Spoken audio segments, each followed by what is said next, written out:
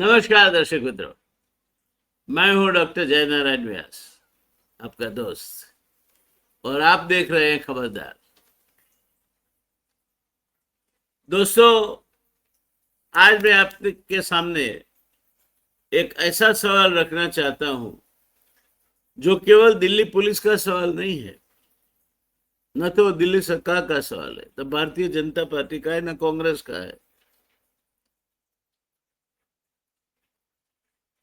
ये सवाल जो है केवल छात्र आंदोलन का भी नहीं है, न तो सिर्फ आरएएफ का है।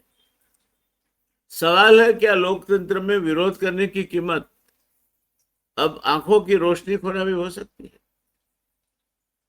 हमारा जो कॉन्स्टिट्यूशन है हमें शांतिपूर्ण तरीके से किसी भी मुद्दे पर अपने विचार व्यक्त करने की और विरोध प्रदर्शन करने की मूलभूत अधिकार देता है।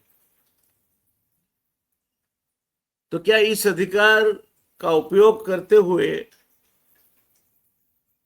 ये तो नहीं होता कि इतना बल प्रयोग हो आपके सामने कि क्या लोकतंत्र में विरोध करने की कीमत अब आपको अपनी आंखों की रोशनी गंवा के देनी पड़ेगी? छात्र सड़क पर उतरे, बैरिकेड तोड़ने की कोशिश करे, पुलिस के साथ धक्का मुक्की हो, कहीं पत्थरबाजी भी हो, तो सरकार और पुलिस के पास कानून लागू करने का अधिकार निश्चित रूप से है। उसमें कोई दो मत नहीं कि सरकार के पास और पुलिस के पास कानून लागू करने का अधिकार निश्चित रूप से है। लेकिन वो सवाल नहीं है। सवाल यह है कि कानून लागू करने और नागरिकों को सबक सिखाने के बीच की रेखा आखिर कहां पड़ी हुई है। 20 जुलाई 2026, नई दिल्ली, जंतर मंतर से संसद की ओर छात्रों का मोर्चा, सामने दिल्ली पुलिस और रैपिड एक्शन फोर्स, और फिर जो हुआ उसे लेकर सामने आई जानकारियां बेहद गंभीर सवाल पैदा करती है। आंसू gas, water cannon, lathicharge, pellet firing के आरोप और रिपोर्ट उपलब्ध है, और कथित तौर पर बिजली का झटका देने वाले शॉक बैटन का इस्तेमाल भी हुआ। कुछ छात्रों के चेहरे और गर्दन पर चोटें लगी। हालांकि जब लाठीचार्ज किया जाता है वो पैरों पे किया जाता है, कमर से नीचे किया जाता है, सर नहीं फुटता उससे। टीयर गैस जब छोड़ा जाता है तो वो उसका जो नली है वो आकाश की ओर करके छोड़ा जाता है ताकि वो पैराबोलिक रूप से नीचे गिरे और जमीन पर गिरने के बाद वो टीयर गैस का शेल फूटे। यहां सीधे सीधा टीयर गैस बिल्कुल सीधी बंदूक से फोड़कर कोई बच्चा घायल होता हुआ दिखाई देता है, क्योंकि उसको सीधा वो गैस का शेल लगता है। क्या सब ठीक है? दूसरी तरफ सुरक्षा कर्मियों के घायल होने की भी खबरें हैं। हमें एक तरफ नहीं देखना चाहिए। इसीलिए आज हम पहले से यह फैसला नहीं सुनने वाले हैं। वैसे भी हमारा ये रवैया रहता है कि बात के दोनों पहलुओं को संतुलित रूप से देखना और रखना। तो आज हम पहले से फैसला नहीं सुनने वाले हैं कि पुलिस ही दोषी थी, और न यही कहेंगे कि प्रदर्शनकारी छात्रों ने जो कुछ किया वो सब सही था। आज हम सब एक ही सवाल की तह तक जाने की हमारी कोशिश रहेगी। 20 जुलाई को इस्तेमाल किया गया बल आवश्यक था, आनुपातिक था, या फिर सत्ता ने अपनी सीमाएं पार कर दी? आइए इस सवाल को समझने की कोशिश करते हैं। पहला प्रश्न उठता है, छात्र सड़कों पे क्यों थे? ये छात्र मनोरंजन के लिए सड़कों पर नहीं उतरे थे। उनके पीछे परीक्षा व्यवस्था और पेपर लीक और युवाओं के भविष्य से जुड़े गंभीर सवाल थे। भारत में प्रतियोगी परीक्षा केवल एक परीक्षा नहीं होती, वो लाखों परिवारों का सपना होती है। एक युवा 2 साल 3 साल, कभी कभी उससे भी अधिक समय तैयारी करता है। कभी माँ के गहने बिकते हैं, कभी घर गिरवी रहता है, कभी जमीन बेची जाती है। परिवार पैसे इस तरह से ना हो तो खर्च करता है। माता पिता उम्मीदें लगाते हैं, युवा अपना जीवन दांव पर लगाता है, और फिर अचानक खबर आती है पेपर लीक हो गए। उस समय केवल प्रश्न पत्र लीक नहीं होता, व्यवस्था पर विश्वास लीक होता है। युवा का समय लूटा जाता है। परिवार की उम्र तो एकाएक 10 साल बढ़ी जाती है, मगर उसकी उम्मीद तो टूटकर चकनाचूर हो जाती है, और सिस्टम की विश्वसनीयता चोटिल होती है, उस पर बहुत बड़ी चोट पड़ती है। इसीलिए युवाओं में गुस्सा होना समझ में आता है। लेकिन संसद देश के सबसे संवेदनशील और उच्च सुरक्षा वाले इलाकों में से एक है। संसद ऐसी वैसी जगहों पे नहीं, संसद कोई फुटपाथ पे नहीं बैठती। संसद देश के सबसे संवेदनशील और उच्च सुरक्षा वाले इलाकों में से एक है। यदि निषेधाज्ञा लागू हो, यदि हजारों लोग सुरक्षा घेरा पार करके संसद की ओर बढ़ने की कोशिश करें, तो पुलिस हाथ जोड़कर तो नहीं खड़ी रहेगी। पुलिस को मार्च रोकने का अधिकार था, इस बात में कोई भ्रम नहीं होना चाहिए। लेकिन रोकने का अधिकार क्या किसी की आंख को पैलेट के खतरे में डालने का अधिकार भी देता है? यही मूल प्रश्न है। क्या पैलेट यूज करने के लिए निर्धारित एसओपी, स्टैंडर्ड ऑपरेशन प्रोसीजर, जो तय हुए होते हैं, उसका पालन किया गया था? अब घटना का सबसे महत्वपूर्ण पहलू की ओर हम चलते हैं। पहली नजर में कोई यह कहता है भीड़ बढ़ गई होगी, स्थिति नियंत्रण से बाहर चली गई होगी, पुलिस घबरा गई होगी, किसी जवान ने अति उत्साह में फायर कर दिया होगा। लेकिन उपलब्ध दस्तावेजों के बारे में और उनके जरिए जो रिपोर्ट सामने आई है, वो बताती है कि मामला उतना सरल नहीं है। पार्लियामेंट स्ट्रीट पुलिस स्टेशन की जनरल डायरी से जुड़ी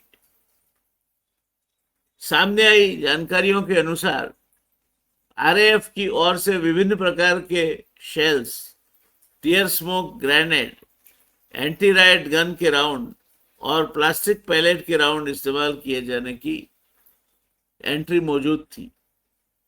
यह बहुत महत्वपूर्ण बात है, क्योंकि यही अगर आधिकारिक रिकॉर्ड है तो एक बात साफ होती है, पैलेट का इस्तेमाल केवल सोशल मीडिया की अफवाह नहीं था।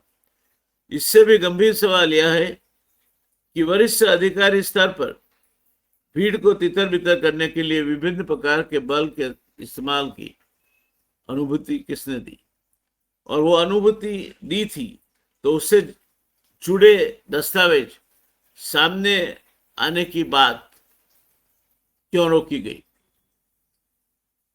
तो फिर इसे एक कांस्टेबल घबरा गया और उसने फायरिंग कर दी। कौन मानेगा ये बात? ये बात कहकर समझाया नहीं जा सकता। विशेष बल पहले से तैनात था, क्राउड कंट्रोल के उपकरण उपलब्ध थे, प्रतिबंधात्मक आदेश पहले से लागू थे, संसद की ओर से मार्च रोकने की तैयारी पहले से की गई थी। उसका मतलब था कि दूसरी ओर बल प्रयोग की संभावना पहले से अनुमानित थी और उससे निपटने की तैयारी भी की गई थी। लेकिन उसका कार्य यह भी नहीं कि मैदान में हुई हर विशिष्ट कार्रवाई पहले से तय थी। यह अंतर समझना बहुत जरूरी है। तो प्रश्न यह होता है दोस्तों कि फिर अतिरेक कहां हुआ? अब मामला और गंभीर होता है, क्योंकि सवाल केवल प्रदर्शनकारियों या सरकार के आलोचकों का नहीं है। आरएएफ के भीतर भी कार्रवाई की समय जो समीक्षा को लेकर गंभीर सवाल उठ खड़े हुए। पोस्ट इवेंट रिव्यू में आरएएफ के वरिष्ठ स्तर पर बल के ग्रेडेशन अर्थात चरणबद्ध इस्तेमाल, कब कौन सा बल उपयोग में लिया जाए, को लेकर खुला असंतोष व्यक्त किए जाने की बात सामने आई है। यह शब्द याद रखिए, gradation of force. Crowd control का मूल सिद्धांत क्या होना चाहिए? पहले संवाद, फिर चेतावनी, फिर बैरिकेड, फिर नियंत्रित शारीरिक बल, स्थिति गंभीर हो तो कम नुकसान पहुंचाने वाले साधन, और खतरा जितना बढ़े उसी अनुपात से बल भी बढ़ सकता है। अर्थात भीड़ जितना खतरा पैदा करे, जवाब में उसी अनुपात में आघात और प्रत्याघात एक दूसरे के सामने प्रयोग किए जाते हैं। यदि कोई छात्र बैरिकेड पे चढ़ता है और जवाब में ऐसा प्रोजेक्टाइल चलता है जिससे उसकी आंख की रोशनी जाने का खतरा पैदा हो, उसकी आंख फूट जाए, तो सवाल केवल कानून या व्यवस्था का नहीं रहता, यह सवाल बन जाता है प्रोपोर्शनैलिटी का। क्या ये सही था? वैसे आप जब भी कभी भी बुलेट का कोई भी प्रयोग करते हैं या केन चार्ज होता है, घुटनों से नीचे होता है, आंख में गोली कैसे लगी इस बच्चे को? तो ये सवाल आनुपातिका का है। इससे आगे हम चले तो आंख और चेहरे पे पैलेट कैसे लगे, महत्वपूर्ण प्रश्न है। अब एक बेहद असहज सा सवाल मैं आपके सामने रखता हूं। यदि पैलेट या काइनेटिक इंपैक्ट प्रोजेक्टाइल का उद्देश्य भीड़ के सामने इस तरह की परिस्थिति पैदा करना है ताकि भीड़ पीछे हटे, तो छात्रों के चेहरे और आंखों पे गंभीर चोटें कैसे आई? ऐसे उपकरणों के इस्तेमाल में सामान्य सुरक्षा सिद्धांत क्या कहते हैं? सिर और चेहरा अत्यंत संवेदनशील हिस्से हैं। उचित दूरी महत्वपूर्ण है, फायरिंग की दिशा महत्वपूर्ण है, तरीका महत्वपूर्ण है। जैसे मैं पहले कहा गया कि जब टीयर गैस शेल फायर किया जाता है तब उसका जो रुख है आकाश की ओर रहता है। शेल पहले ऊपर जाता है, फिर वो पैराबोलिक पाथ ट्रैवल करके नीचे गिरता है और उसके बाद फूटता है। पुलिस बिल्कुल सामने सीधी गन से ये फायर नहीं कर सकती, तो बच्चे को सर में कैसे लगा टीयर गैस का शेल? क्यों ये पालन नहीं किया गया था निर्धारित नियमों का? नॉन लेथल का अर्थ क्या होता है? नॉन लेथल का अर्थ सिर्फ मौत नहीं होती, ऐसा होता है क्या? कोई भी किसी की आंख फूटे, कान चला जाए, कल उठ के और कोई ऐसी तकलीफ हो जिससे परमानेंटली वो आदमी दिव्यांग हो जाए, क्या नॉन लेथल का मतलब ये होता है? जो हथियार मूल रूप से मारने के लिए नहीं बनाया गया, वो किसी भी इंसान को अंधा कर सकता है, ये ख्याल होना चाहिए। गंभीर रूप से घायल कर सकता है, ये ख्याल होना चाहिए, और कुछ परिस्थितियों में जान भी ले सकता है। इसीलिए यदि मेडिकल रिकॉर्ड आंख और चेहरे में पैलेट की गंभीर चोटें दिखाते हैं, तो जांच में 3 सवालों के जवाब अनिवार्य होने लगते हैं। पहला सवाल है कितनी दूरी से फायर किया गया, दूसरा है किस दिशा से फायर किया गया, और तीसरा है क्या निर्धारित एसओपी का पालन हुआ था, नियमों के अनुसार फायरिंग किया गया था। शॉक पैटर्न का सवाल एक और प्रश्न खड़ा कर देता है। एक और चिंताजनक दृश्य हमारे सामने आता है। बिजली का झटका देने में सक्षम उपकरणों के कथित इस्तेमाल को लेकर सवाल उठे, वीडियो भी चर्चा में आए हैं। यहां सावधानी जरूरी है। हर वायरल वीडियो प्रमाण नहीं होता, हर सोशल मीडिया दावा सच नहीं होता। न मेरा ये कहने का इरादा है कि सोशल मीडिया पे जो भी दिखाया जा रहा है वो सच है, नहीं। हर चीज जो सोशल मीडिया पे दिखाई जाती है कहीं आर्टिफिशियल इंटेलिजेंस का भी प्रयोग किया जाता है, कहीं इसको बदल भी दी जाती है। लेकिन यदि ऐसे उपकरण वास्तव में तैनात बल के आधिकारिक गियर का हिस्सा हो तो क्या समझे हम, और यदि इनका इस्तेमाल मैदान में किया गया तो सरकार और सुरक्षा बलों को स्पष्ट जवाब देना चाहिए। किन परिस्थितियों में ऐसे उपकरण का इस्तेमाल अधिकृत है, इसके इस्तेमाल का आदेश कौन दे सकता है, कितनी बार इस्तेमाल हुआ और किन लोगों पर किया गया। लोकतंत्र में पुलिस के पास शक्ति होना जरूरी है, लेकिन शक्ति जितनी अधिक शक्ति से पुलिस बल कार्य करेगा, जवाबदेही उतनी ही अधिक रहेगी। मूल प्रश्न तो अब उठता है, सरकार का शुरुआती इनकार। ये शुरुआती इनकार क्यों? अब इस पूरी घटना के शायद सबसे नुकसानदेह पहलू पर हम आ रहे हैं, यह है विश्वसनीयता। शुरुआत में पैलेट गन के इस्तेमाल को लेकर इनकार किए जाने की खबरें सामने है कि नहीं हुआ, इस्तेमाल ही नहीं हुए। लेकिन बाद में आधिकारिक डायरी एंट्री और अस्पताल के रिकॉर्ड से जुड़ी जानकारियां सामने आई। यदि घटनाक्रम वही था, यदि यही हकीकत थी, तो सवाल बनता है, पहले इनकार क्यों किया गया, हकीकत क्यों छुपाई गई? क्या सरकार ये नहीं जानती थी? हेरोल्ड जिनिन नाम के मैनेजमेंट गुरु ने कहा है कि जितनी व्यवस्था बड़ी है, larger the system, larger are the layers of inefficiency. सरकार में किसी भी चीज लंबे अरसे तक गुप्त रहना अपने आप में असंभव है। आप अगर सचिवालय में काम करते हैं, सचिवालय को देखते हैं, अगर किसी फाइल पे आप कॉन्फिडेंशियल लिख ले तो मान लीजिए मेरी बात, हर कोई को, उसका पट्टा वाले तक को उसका पता होगा कि उसमें क्या लिखा है, क्योंकि उसके ऊपर कॉन्फिडेंशियल लिखा हुआ है। सरकार में इतनी गोपनीयता रखना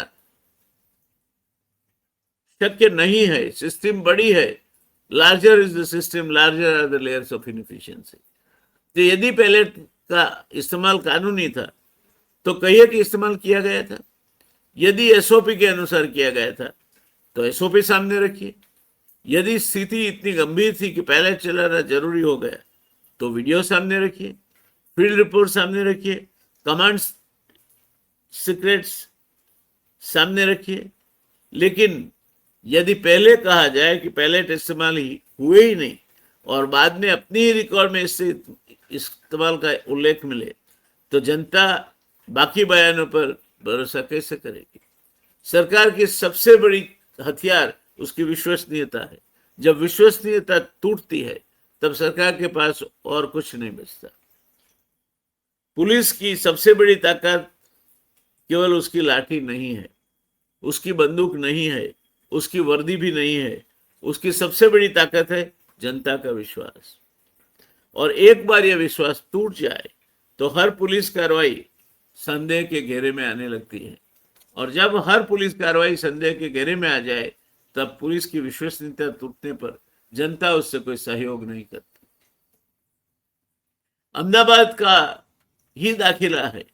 पुलिस निष्फल हो चली थी और जब आर्मी को रखा गया, जैसे ही आर्मी ने अपनी गश्त शुरू की, लोग बाहर आए और फुलहार से स्वागत किया, क्योंकि आर्मी में उन्हें विश्वास था। पुलिस विश्वास खो चुकी थी। आगे के प्रश्न पे आते हैं हम। क्या छात्र पूरी तरह निर्दोष थे?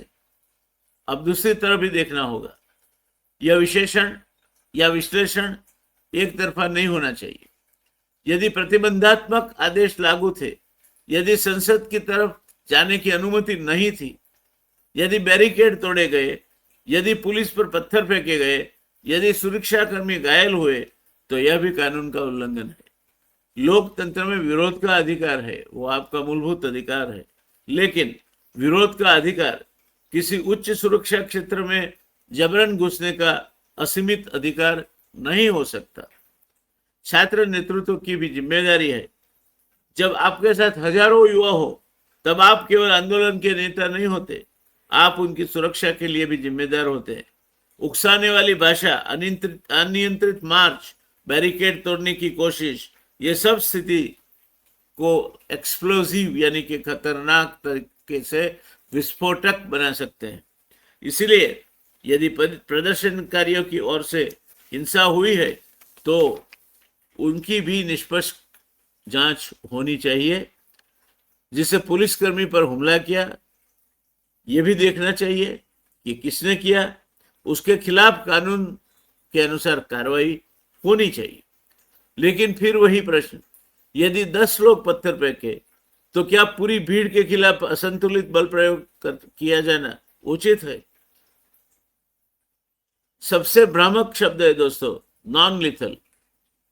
सरकार और सुरक्षा बल अक्सर ये शब्द का इस्तेमाल करते हैं। नॉन लिथल यानी घातक नहीं है।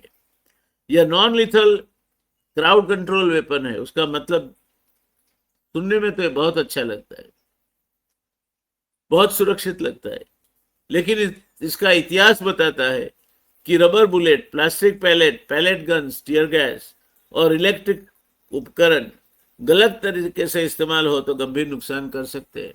मैं आपको दाखिला दे सकता हूं।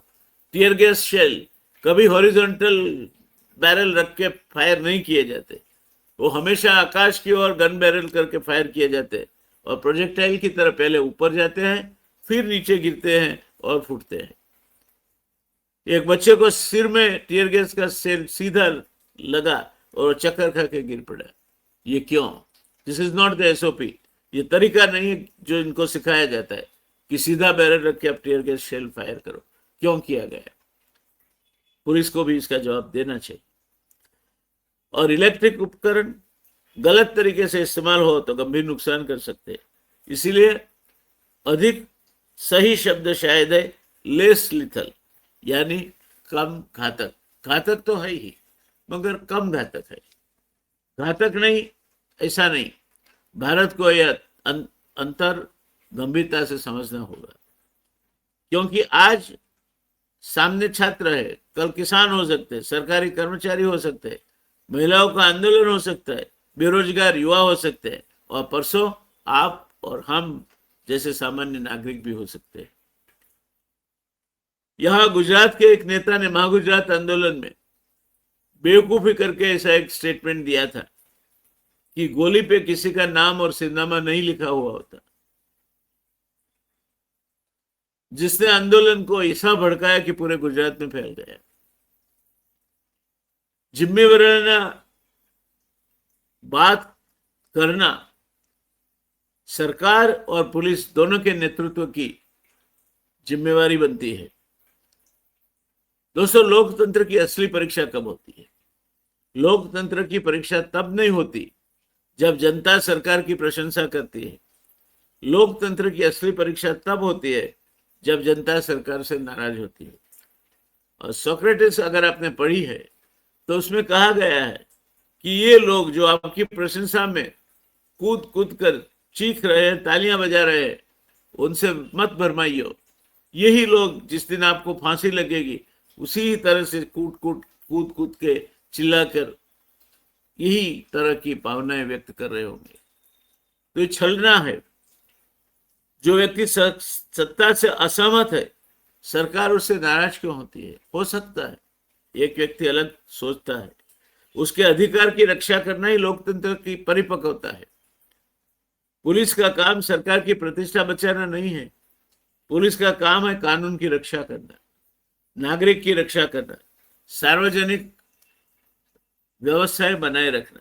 और ये भी बात नागरिक को समझना चाहिए कि पुलिस को पगार पब्लिक एक्सचेकर से मिलता है तो वो पूरे जनता की नौकर है, जनता की सेवक है, देश की सेवक है। आपकी और हमारी इंडिविजुअल तौर पे वो सेवक नहीं है। आप ये नहीं कह सकते कि हमारे पैसे से तुमको पगार मिलता है, तुम हमारे साथ बदसलूकी करते हो, देख लेंगे। ये बकवास है। आपका पैसा देश को जाता है और जो कर की जो कुल आय होती है उसमें से उनको भी भुगतान होती है और उसके बदले में वो सेवा देते हैं, अपने जान तक की बाजी लगा देते हैं। कारगिल में कल ही एक शहीदी की बात आई थी। सिर्फ 22 साल का लड़का, 4th जनरेशन आर्मी मैन। कितना पैसा दोगे आप इनको जान देने के लिए? आप अपनी जान कितने पैसे में दोगे? तो ये गैर जिम्मेवाराना जो स्टेटमेंट्स है हमारी ओर से भी नहीं जाने चाहिए। इससे पुलिस का मॉरल टूटता है और हमारा काम वो नहीं है। आवश्यकता पड़े तो विरोध कर रहे नागरिक की रक्षा करना भी पुलिस का फर्ज है। यह आसान काम नहीं है। मैं पुलिस की कठिनाइयों को काम करने किसी तरीके से कम नहीं आंकना चाहता। हजारों की भीड़ के सामने खड़े रहना, गालियां सुनना, पत्थर लगने का खतरा, कमांडर का आदेश, पीछे संसद की सुरक्षा, अत्यंत दबाव वाली परिस्थिति है। और इस परिस्थिति में ये मत भूलें आप कि इनके भी परिवार है, इनके भी बाल बच्चे हैं। लेकिन इसीलिए तो प्रशिक्षण होता है, इसीलिए एसओपी होती है, इसीलिए कमांड स्ट्रक्चर होता है और इसीलिए पुलिस को सामान्य नागरिक से अधिक कानूनी शक्ति दी गई है। तो फिर क्या माने? ये जो जो घटनाएं घटी वो क्या एक सुआयोजित सुनियोजित आतंक था? हम अपने शुरुआती सवाल पर लौटते हैं। क्या 20 जुलाई की घटना छात्रों को डराने के लिए पहले से तैयार किया गया राज्य प्रायोजित आतंक अभियान था? उपलब्ध जानकारी के आधार पर अभी इतना निष्कर्ष निकाला जा सकता है कि पुलिस का अभियान और भीड़ आमने सामने थे, तो ये आगे से तय हुआ था। इस तरह का निष्कर्ष निकालना मैं मानता हूं कि उचित नहीं होगा। लेकिन क्या यह केवल 2-4 पुलिसकर्मियों का अति उत्साह था? यह करना भी उपलब्ध जानकारियों से मेल नहीं खाता। हम यह नहीं भूल सकते कि दिल्ली के पुलिस कमिश्नर किसी थाने में बैठे अगले दिनों होने वाले विरोध प्रदर्शन की तैयारियां कर रहे थे। उनको पता भी नहीं था और उनका तबादला हो गया। नए पुलिस कमिश्नर आए जिन्होंने ये सब सिचुएशन हैंडल करना था। इसमें कहीं ना कहीं कोई षड्यंत्र की बू आती है। नॉर्मली आईएएस या आईपीएस अफसर का तबादला होता है, 4-5 दिन पहले उसको बता दिया जाता है कि आप अब ये पोस्ट छोड़ रहे हैं और आप यहां जा रहे हैं, ताकि वो अपना जो भी काम निपटने का जो इम्पोर्टेंट है निपटा सके और अपना चार्ज सुरक्षित हाथों में सौंप सके। क्या विशेष क्राउड कंट्रोल इक्विपमेंट उस समय उपलब्ध थी? वरिष्ठ स्तर पर अनुमति थी? संसद की ओर बढ़ते मार्च को रोकने का स्पष्ट उद्देश्य था, इसीलिए कार्यवाही अधिकृत थी। How can you say that? तैयारी के साथ ये कार्रवाई की गई थी, हम नहीं भूल सकते। लेकिन उपलब्ध रिपोर्ट यह भी संकेत देती है कि उसका क्रियान्वयन कुछ चरणों में अत्यधिक और असंतुलित हो गया था। मेरे इस प्रथम दृष्टा विश्लेषण का यही सबसे महत्वपूर्ण निष्कर्ष है कि इसका क्रियान्वयन कुछ चरणों में अत्यधिक और असंतुलित हो गया था। और जब इतना बड़ा मास असंतुलित हो जाता है तब उसके बाद उसको फिर से वही पटरी पे वापस लाना उतना आसान नहीं है। Crowd management itself is a big subject. Police are taught to deal with these kind of crowds. They are trained. They are a trained force. But then there are things which go out of their mind and out of the control also. यहाँ सुरक्षा व्यवस्था के पक्ष में भी एक महत्वपूर्ण बात मैं दर्ज कराना चाहता हूं। यदि आरएएफ के वरिष्ठ स्तर पर घटना के बाद समीक्षा हुई या अतिरेक पर सवाल उठाए गए और यदि कुछ विशेष उपकरण जैसे पैलेट गन के भविष्य में इस्तेमाल का या वितरण रोकने के निर्देश दिए गए, तो इसका अर्थ यह है कि व्यवस्था के गंभीर सेल्फ करेक्शन की क्षमता मौजूद है।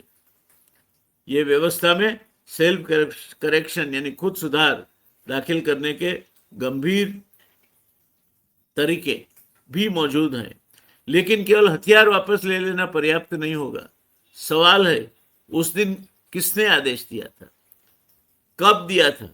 आप डिप्टी कमिश्नर ऑफ पुलिस का किसी का आप नाम दे दो तो वो उसने भी किसी को तो कहीं पूछा होगा कब दिया था।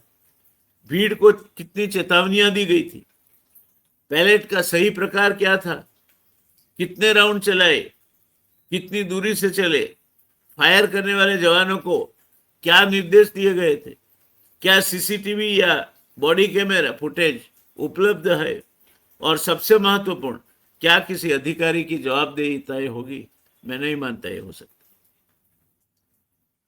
जांच कैसी होनी चाहिए? इस घटना की जांच केवल डिपार्टमेंटल फॉर्मेलिटी बनकर नहीं रह जानी चाहिए, पूरी कमांड चेन की जांच होनी चाहिए, मेडिकल रिकॉर्ड की जांच होनी चाहिए, इस्तेमाल किए गए एम्यूनिशन और इन्वेंटरी सामने आनी चाहिए, सीसीटीवी और उपलब्ध वीडियो का फॉरेंसिक एग्जामिनेशन होना चाहिए, घायल छात्रों के बयान लिए जाने चाहिए, घायल पुलिसकर्मियों के बयान भी दर्ज होने चाहिए, और फिर 3 स्पष्ट सवालों का जवाब देश को मिलना चाहिए। क्या बल प्रयोग आवश्यक था? पहला सवाल, यदि आवश्यक था तो कितना बल आवश्यक था, और जितना बल इस्तेमाल हुआ क्या वह आनुपातिक था? ये 3 अलग अलग प्रश्न है, मगर एक दूसरे से जुड़े हुए हैं। किसी कार्रवाई का आवश्यक होना इसके हर स्तर को उचित नहीं बना देता। कार्रवाई आवश्यक है, उसका मतलब ये नहीं कि उसके बाद के हर स्तर भी उचित है। इस घटना में मेरी सबसे बड़ी चिंता केवल पैलेट गन से नहीं है, मेरी बड़ी चिंता है क्राउड कंट्रोल कल्चर। जिस तरह से लड़कियों से पेश आया गया, जिस तरह की वारदातें हुई उनके साथ, अगर वो गालियां बक रही थी तो उसका सामना इस तरह उनके कपड़े फाड़कर या उनको और तरह से जलील करके नहीं किया जाना चाहता। वो गलत कर रही थी, उसका मतलब ये नहीं कि पुलिस भी गलत करे। उनको safely they could have been herded out from there and taken to the police station. बाकी जो भी उनको आप बात करना चाहते हैं वहां बैठ के कर सकते हैं। क्राउड कंट्रोल कल्चर की जहां बात करो, यदि राज्य की मानसिकता ऐसी बन जाए कि भीड़ आई है सबक सिखाओ, तकलीफ वहां है, सबक सिखाओ, तो लोकतंत्र के लिए खतरनाक है। और यदि आंदोलनकारियों की मानसिकता ऐसी हो जाए कि हम भीड़ में हैं इसलिए कानून तोड़ सकते हैं, हमें कोई नहीं रोक सकता, तो यह भी इतना खतरनाक है। हम दोनों के बीच संविधान खड़ा है, कानून खड़ा है, आनुपातिकता का सिद्धांत खड़ा है, और सबसे ऊपर मनुष्य गरिमा खड़ी है। अंतिम निष्कर्ष पे हम चले जाए तो 20 जुलाई 2026 की जो घटना हुई उस पर मेरी प्रथम दृष्टि राय क्या है? इसे केवल पुलिस घबरा गई कहकर खारिज नहीं किया जाना चाहिए। इसके पीछे तैयारी थी, वरिष्ठ अधिकारी स्तर पर भागीदारी थी, विशेष उपकरण उपलब्ध थे, इसीलिए ये authorised and prepared use of force था, इसे इक्का दुक्का नहीं था। लेकिन इसका क्रियान्वयन उपलब्ध जानकारियों के अनुसार कुछ स्थानों पर आनुपातिकता की सीमा पार करता दिखाई देता है। इसलिए यदि मुझे इस बारे में कहना है, अगर आप मुझे पूछते हैं, तो मैं जरूर कहूंगा कि यह अधिकृत और तैयारी के साथ किया गया बल प्रयोग था, जो मैदान में जाकर कुछ चरणों पर अतिरेक में बदल गया। आजकल जो होड़ लगी है सरकार के अधिकारियों में, सरकार के साथ जुड़ने की, अपने मिनिस्टरों को या सरकार में जिसके पास से सत्ता है उनके गुड बुक्स में रहने की, मैं भी इसका भाग रह चुका हूं ब्यूरोक्रेसी का। पहले ऐसा नहीं था।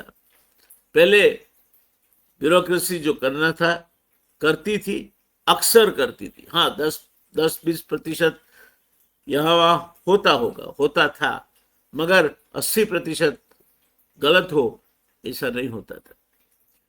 तो ये अंतर बहुत महत्वपूर्ण है, क्योंकि यदि गलती केवल एक जवान की है तो एक जवान पर कार्रवाई पर्याप्त हो सकती है, लेकिन यदि समस्या ट्रेनिंग में है, कमांड स्ट्रक्चर में है, वेपन ऑथराइजेशन में है, या क्राउड कंट्रोल डॉक्ट्रिन में है, तो पूरी व्यवस्था को सुधारना होगा। और अगर समस्या चुने गए प्रतिनिधि जो सत्ता का संचालन करते हैं उनके दिमाग में घुस गई है, तो फिर भगवान ही इससे बचा सकता है। क्योंकि नौकरशाह तो हवा देखकर, हवा का मोड़ देखकर आजकल अपनी पतंग उड़ाते हैं। पहले नौकरशाह काफी हद तक, खास करके जो आईएएस, आईपीएस या आईआरएस या फिर आईसीएस में, मेरा पहला जॉब जो था, मेरे first boss was the last ICS chief secretary of Gujarat, वो इस तरह से समाधानकारी वाला नखत्यार नहीं करते थे। उन्हें जो ठीक लगता था वो करते थे।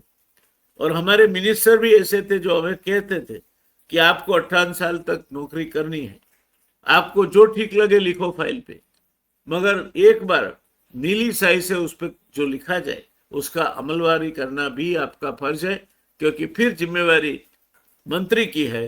और जब मैं लिखित में जिम्मेवारी लेता हूं, तब अगर आप अपनी फर्ज नहीं अदा करते तो इसको फिर डेरिलेक्शन ऑफ ड्यूटी माना जाएगा।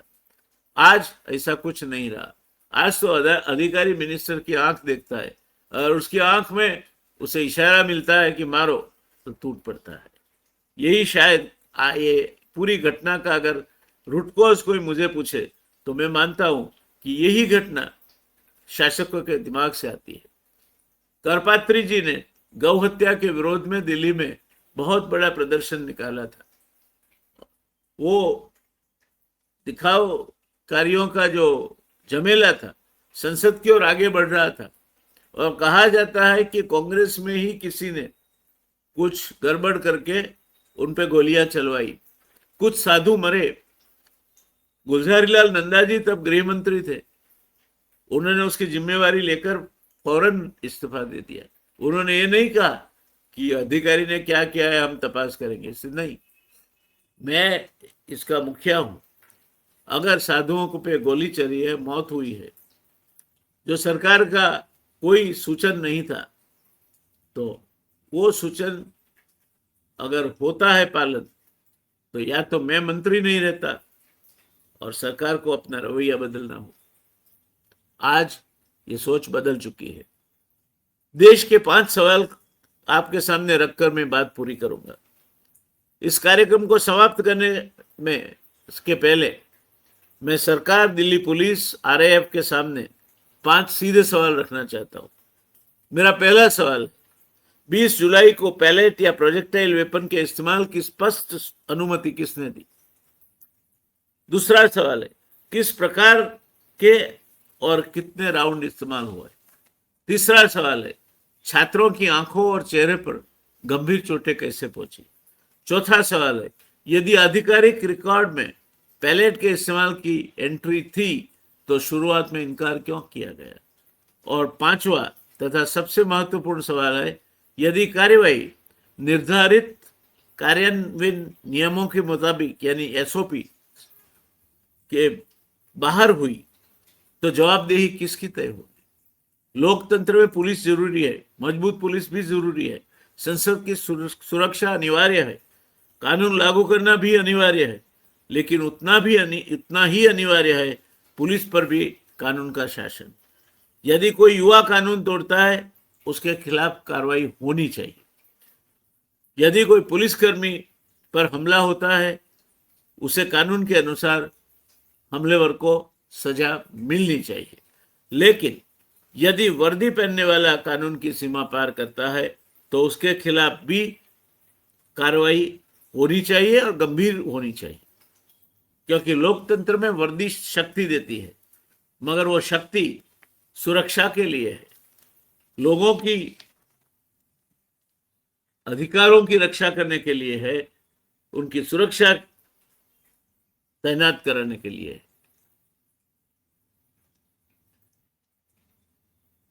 संसद जिन नागरिकों के लिए है उनकी सुरक्षा संसद से कम जरूरी नहीं है, वही तो चुनते हैं संसद को। सोचिए, सवाल पूछिए, क्योंकि लोकतंत्र में सत्ता में एक रुआब है, मगर वो सत्ता से सवाल पूछना लोकतंत्र को जिंदा रखना है। यह अपराध नहीं है, यह नागरिक की जिम्मेवारी है। नमस्कार, मैं आपका दोस्त डॉक्टर जयनारायण व्यास। आप देख रहे थे खबरदार। धन्यवाद।